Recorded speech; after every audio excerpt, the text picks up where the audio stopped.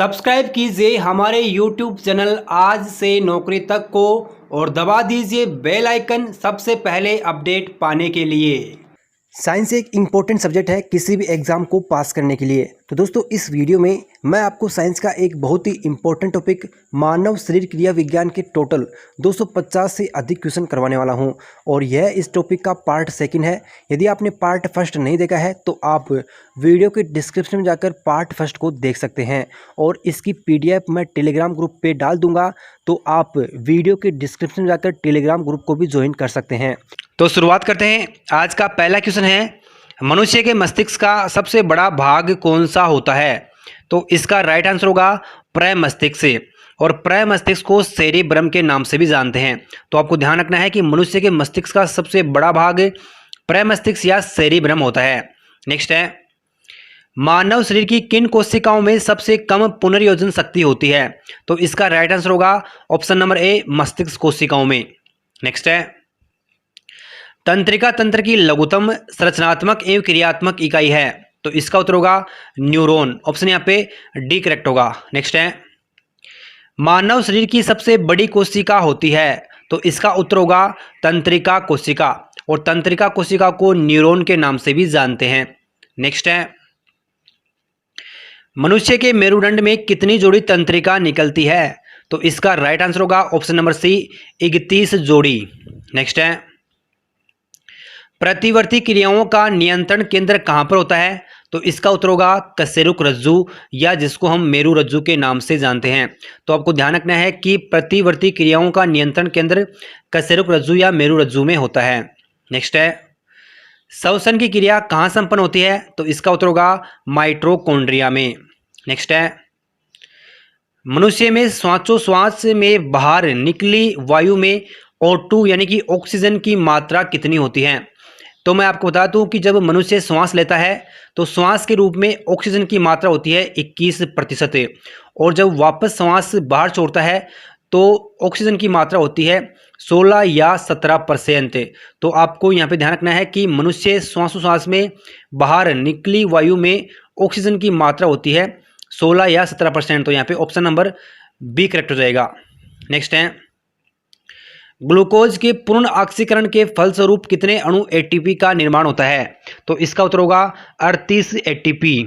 Next है, मनुष्य 1 minute में कितनी बार सांस लेता है? तो इसका उत्तर होगा 16 से 18 बार।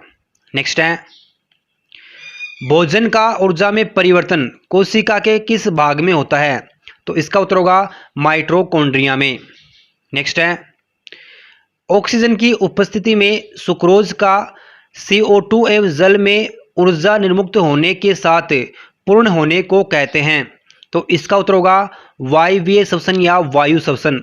ऑक्सीजन की उपस्थिति में होने वाले श्वसन को वायु श्वसन कहते हैं, या इसको ऑक्सी श्वसन के नाम से भी जानते हैं, और इसको इंग्लिश में कहते हैं एरोबिक श्वसन। तो आपको ये तीनों नाम ध्यान रखने हैं, वायु श्वसन या ऑक्सी श्वसन या एरोबिक श्वसन।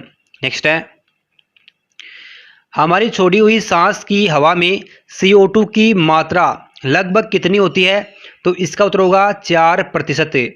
जब मनुष्य श्वास लेता है तो उसमें CO2 की मात्रा होती है 0.03%, और जब वह सांस को वापस छोड़ता है तो उसमें CO2 की मात्रा होती है 4%। नेक्स्ट है, क्रेब्स शक्कर में किसका संश्लेषण होता है? तो इसका उत्तर होगा पाइरुविक अम्ल का।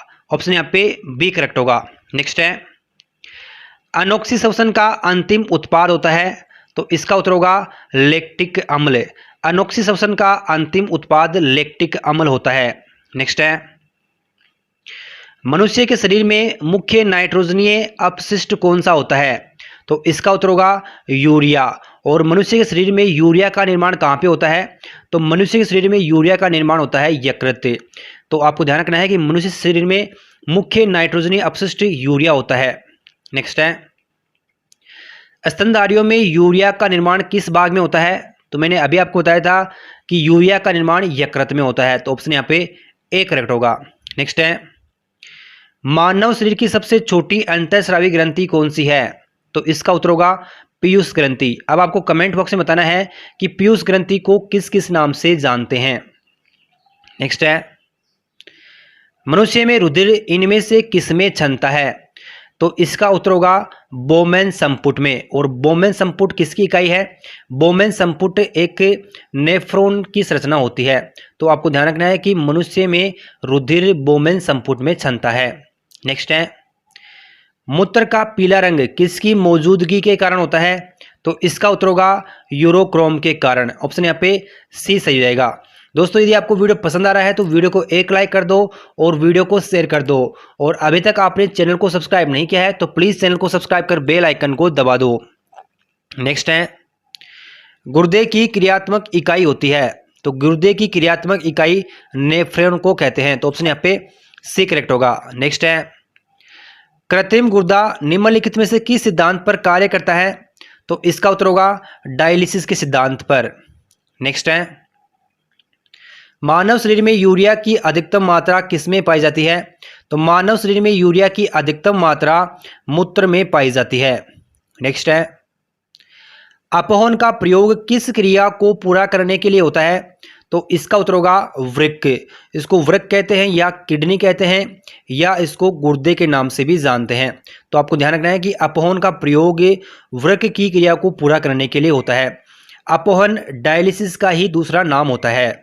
नेक्स्ट है, स्वेदन निम्न में से किसके लिए उत्तरदायी है? तो इसका उत्तर होगा शरीर के तापमान को नियंत्रित करने के लिए। नेक्स्ट है, मानव वृक्क अस्मरी में पाया जाने वाला प्रमुख यौगिक कौन सा है? तो इसका उत्तर होगा कैल्शियम ऑक्सलेट। और मानव गुर्दे में जो पथरी होती है वो भी कैल्शियम ऑक्सलेट के कारण ही बनती है। तो ऑप्शन यहाँ पे सी करेक्ट होगा। नेक्स्ट है, हेलने का लूप का कार्य संबंधित है। तो हेलने के लूप का कार्य उत्सर्जन से संबंधित है। तो ऑप्शन यहाँ पे ए करेक्ट होगा। नेक्स्ट है, सामान्यतः निषेचन कहाँ होता है? तो इसका उत्तर होगा डिंब वाहिनी नलिका में। ऑप्शन यहाँ पे ए सही हो जाएगा। नेक्स्ट है, गर्भाशय में विकसित हो रहे भ्रूण को किस रचना द्वारा पोषण मिलता है? तो इसका उत्तर होगा प्लेसेंटा द्वारा। प्लेसेंटा को अपरा के नाम से भी जानते हैं। तो ये बात भी आपको ध्यान रखनी है। नेक्स्ट है, गर्भाशय में मानव भ्रूण किस द्रव्य में तैरता रहता है? तो इसका उत्तर होगा आम्नियाटिक द्रव्य में। गर्भाशय में मानव भ्रूण आम्नियाटिक द्रव्य में तैरता रहता है। नेक्स्ट है, दो युग्मकों के संयोजन को क्या कहते हैं? तो इसका राइट आंसर होगा निषेचन। नेक्स्ट है, गर्भाशय में शिशु के विकास की जानकारी हेतु किसका प्रयोग किया जाता है? तो इसका उत्तर होगा अल्ट्रासाउंड या जिसको हम सोनोग्राफी भी कहते हैं। तो गर्भाशय में शिशु के विकास की जानकारी के लिए अल्ट्रासाउंड या सोनोग्राफी का प्रयोग किया जाता है। नेक्स्ट है, भ्रूण के विकास के लिए निम्नलिखित में से किस अंग के द्वारा खाद्य की पूर्ति की जाती है? तो इसका उत्तर होगा बीजांड के द्वारा। नेक्स्ट है, मुख के द्वारा लेने वाले गर्भ निरोधक गोलियां किसका निरोध करते हैं? तो इसका उत्तर होगा अंडोत्सर्ग का। ऑप्शन यहाँ पे ए सही हो जाएगा। नेक्स्ट है, निम्नलिखित में से कौन सी स्थिति टेस्ट ट्यूब बेबी की परिघटना को सही रूप से निरूपित करती है? तो इसका उत्तर होगा जब निषेचन तो बाह्य होता है लेकिन विकास आंतरिक होता है। तो ऑप्शन यहाँ पे सी करेक्ट हो जाएगा। नेक्स्ट है, बच्चों का लिंग निर्धारण किसके गुणसूत्र से होता है? तो इसका उत्तर होगा पिता के गुणसूत्र से।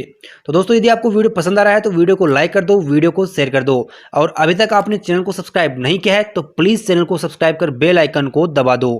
नेक्स्ट है, मनुष्य के गर्भकाल कितने दिन का होता है? तो इसका उत्तर होगा 9 महीने का।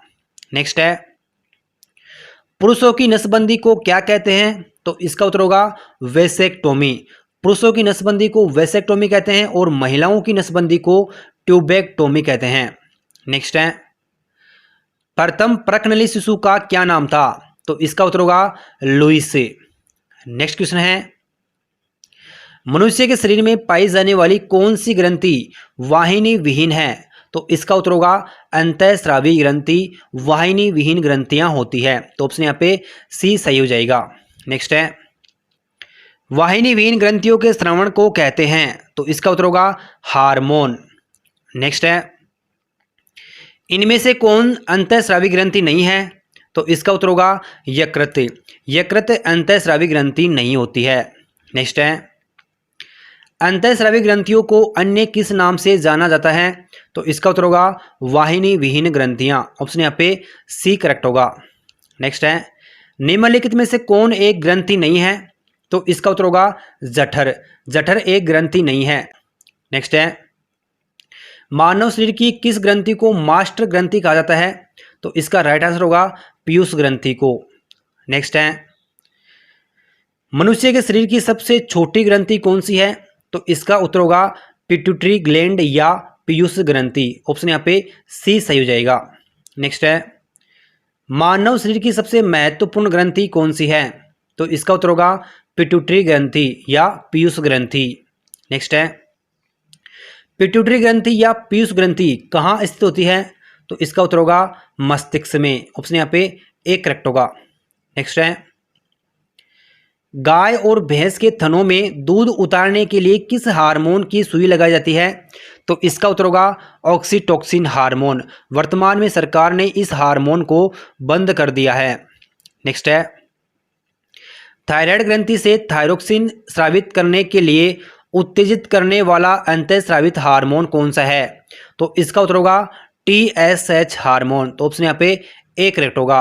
और TSH हार्मोन की आप फुल फॉर्म ध्यान रखना, इसकी फुल फॉर्म होती है थायराइड स्टिमुलेटिंग हार्मोन। क्या होती है? Thyroid stimulating hormone. नेक्स्ट है, वृद्धि हार्मोन यानी कि ग्रोथ हार्मोन कहाँ से स्रावित होता है? तो इसका उत्तर होगा पिट्यूटरी ग्लैंड या पीयूष ग्रंथि से। नेक्स्ट है, ऑक्सीटोसिन हार्मोन स्रावित करने वाली ग्रंथि कौन सी है? तो इसका उत्तर हो जाएगा पीयूष ग्रंथि। नेक्स्ट है, पीयूष ग्रंथि के अत्यधिक हार्मोन स्राव से शरीर पर क्या प्रभाव पड़ता है? तो इसका उत्तर होगा शरीर का असंतुलित विकास होता है। तो ऑप्शन यहाँ पे बी करेक्ट होगा। नेक्स्ट है, वह हार्मोन जिसकी कमी से गलगंड रोग हो सकता है? तो इसका उत्तर होगा थायराइड। थायराइड हार्मोन की कमी से गलगंड या घेंगा रोग हो सकता है। नेक्स्ट है, किसकी कुसंक्रिया के कारण मानव शरीर में मिक्सडीमा होता है? तो इसका उत्तर होगा आउटू ग्रंथि या आउटू ग्रंथि को थायराइड ग्रंथि के नाम से भी जानते हैं। आउटू ग्रंथि को थायराइड ग्रंथि के नाम से भी जानते हैं।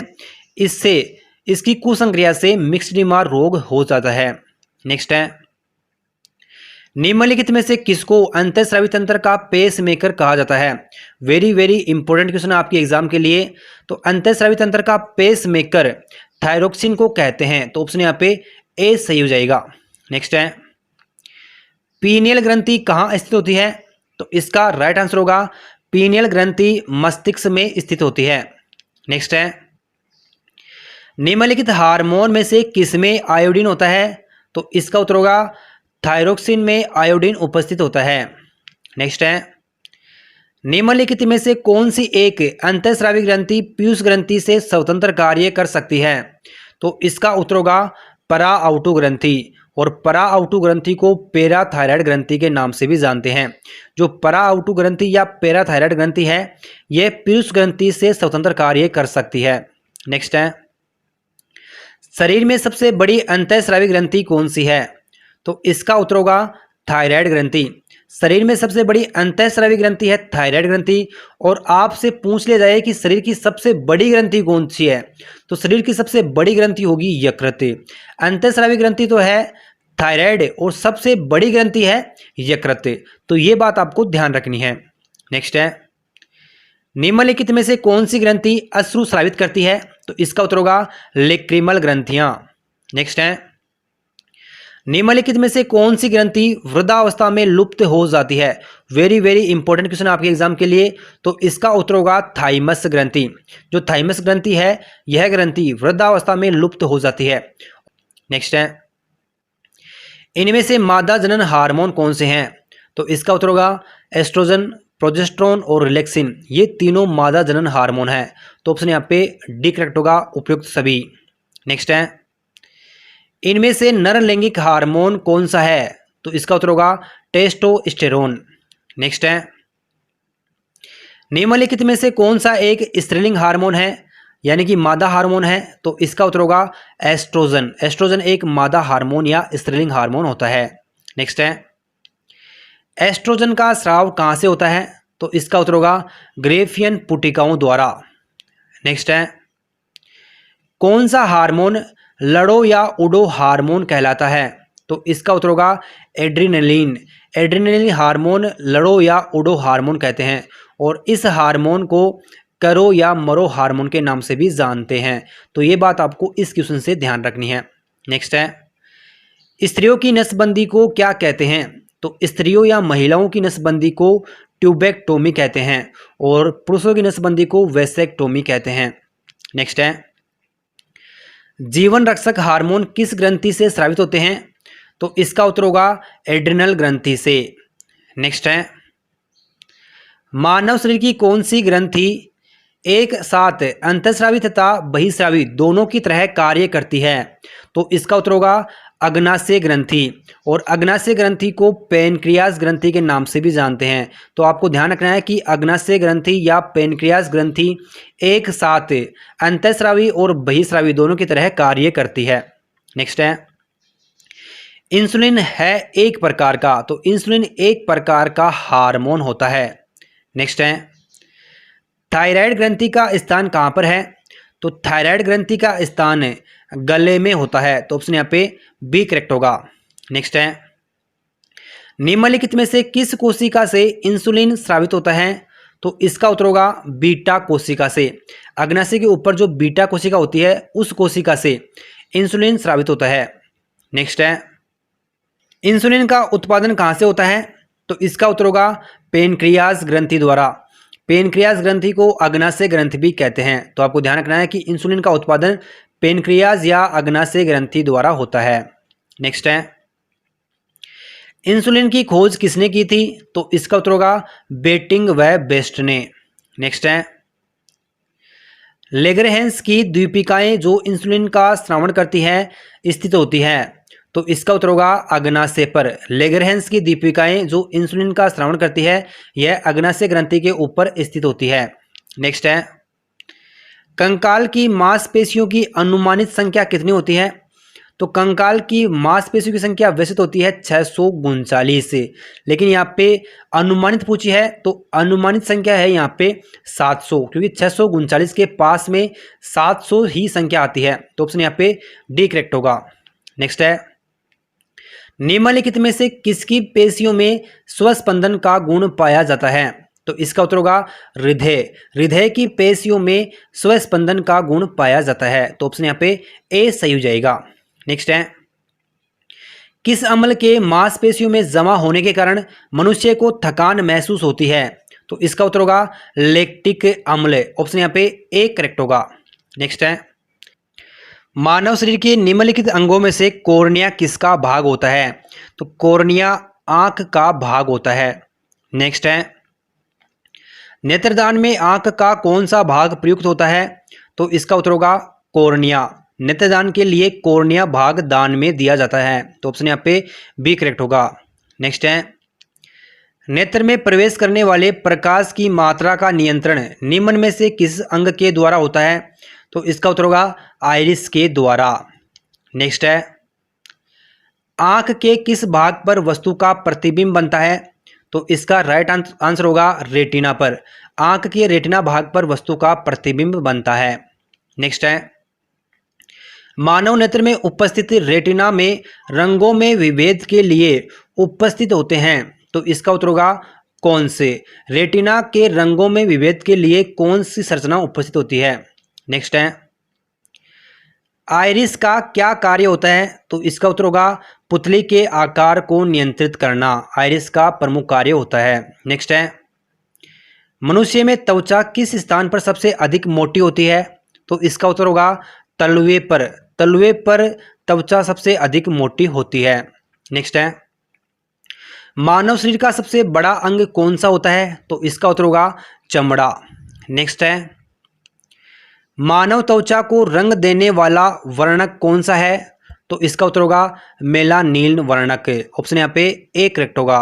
नेक्स्ट है, त्वचा की ऊपरी सतह क्या कहलाती है? तो इसका उत्तर होगा एपिडर्मिस से। दोस्तों मैं आपको जितने भी क्वेश्चन बता रहा हूँ ये क्वेश्चन मैंने सेलेक्टेड लिए हैं और इम्पोर्टेंट लिए हैं, तो यह वीडियो आप लास्ट तक देखते रहिए। नेक्स्ट है, निम्नलिखित में से कौन सा पदार्थ मानव शरीर में सबसे अधिक कठोर होता है? तो इसका उत्तर होगा दंतवल्क। दंतवल्क या जिसे इनेमल भी कहते हैं, तो इनेमल मानव शरीर में सबसे कठोर होता है। नेक्स्ट है, कशेरुक जंतु के शरीर का सर्वाधिक कठोर भाग कौन सा होता है? तो इसका उत्तर होगा इनेमल या दंतवल्क। नेक्स्ट है, मानव शरीर का कौन सा अंग पुनर्द्भवन को प्रदर्शित करता है? तो इसका उत्तर होगा यकृत। नेक्स्ट है, मानव शरीर के कौन से अंग का प्रत्यारोपण नहीं किया जा सकता है? तो इसका उत्तर होगा मस्तिष्क का। नेक्स्ट है, निम्नलिखित में से कौन सा एक अवशेषी अंग नहीं है?